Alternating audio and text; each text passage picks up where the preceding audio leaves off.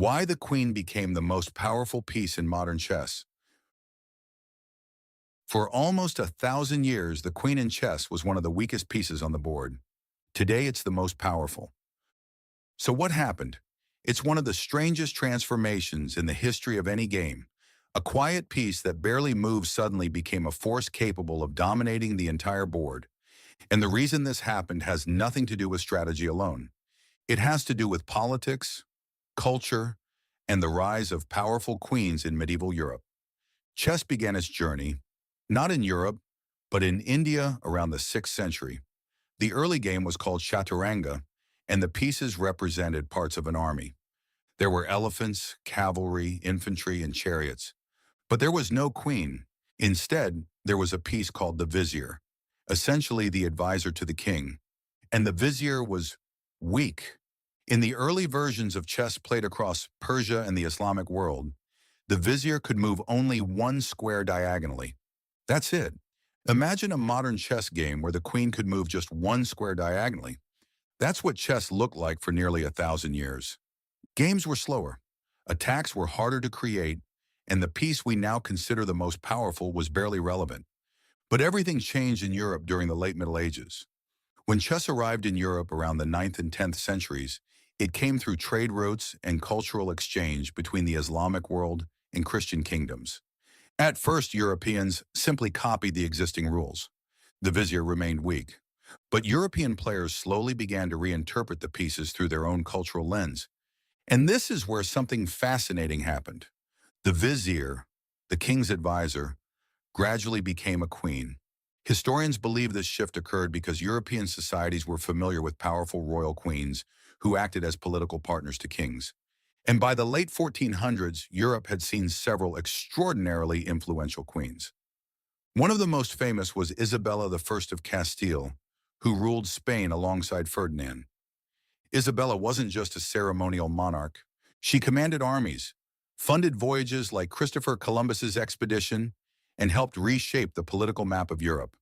Around the same time Isabella was rising to power, chess itself was transforming. Sometime in the late 15th century, probably in Spain or Italy, the rules of chess were radically changed. The queen suddenly gained the ability to move any number of squares in any direction, vertically, horizontally, or diagonally. In other words, the queen became the most powerful piece on the board. This new version of chess spread incredibly fast across Europe. In fact, people at the time called it Mad Queen chess, because suddenly, the queen was unstoppable. The weakest piece on the board had turned into a super weapon, and chess would never be the same again. But the queen wasn't the only piece that changed. The bishop also gained its modern long-range diagonal movement. Together, these changes made the game dramatically faster and more tactical. Suddenly, checkmates could appear quickly. Openings became more dangerous, and players needed new strategic ideas to survive.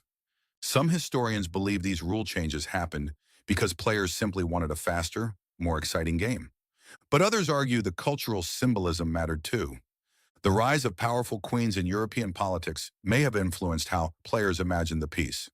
In medieval poetry and literature, queens were often portrayed as powerful partners to kings, sometimes even more dynamic than the kings themselves.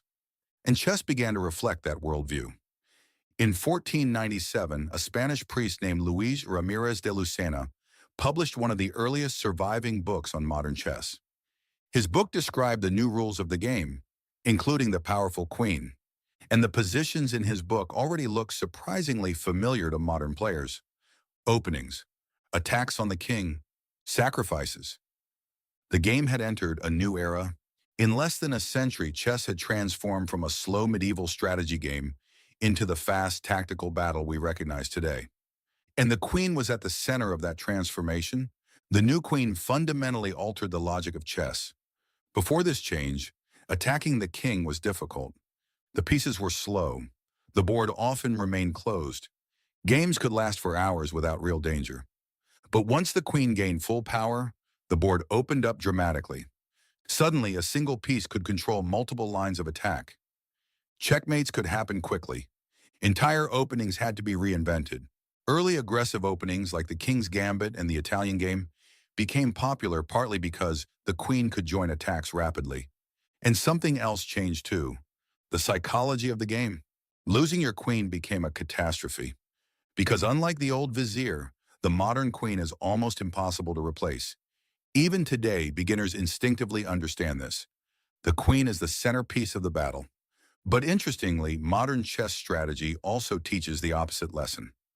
Strong players don't rush to bring the queen out early, because a powerful piece can also become a target.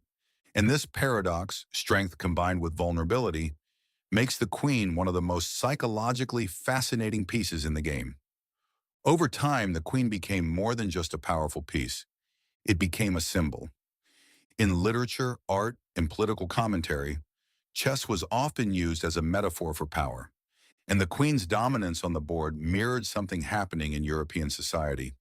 During the Renaissance and early modern period, several powerful female rulers emerged: Elizabeth I of England, Catherine the Great of Russia, and others who shaped the course of history. Historians debate whether these rulers directly influenced chess rules. The timing is suggestive, but not definitively proven. Still, the symbolism is hard to ignore.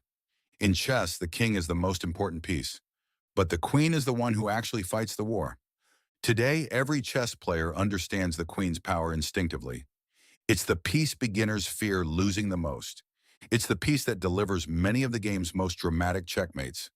And yet the queen also plays a subtle role in modern strategy. Grandmasters often delay developing their queen. They know that if it appears too early, it can be chased around the board by minor pieces. Even the most powerful piece has weaknesses. But when used correctly, the queen becomes unstoppable. Entire games are built around unleashing her power at exactly the right moment. Chess has changed many times over the centuries.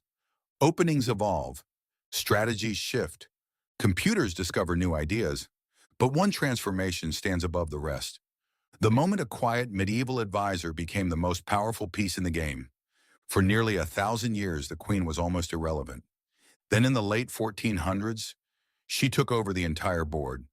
And ever since that moment, every chess game has revolved around the same question: not just how to protect your king, but when to unleash the queen.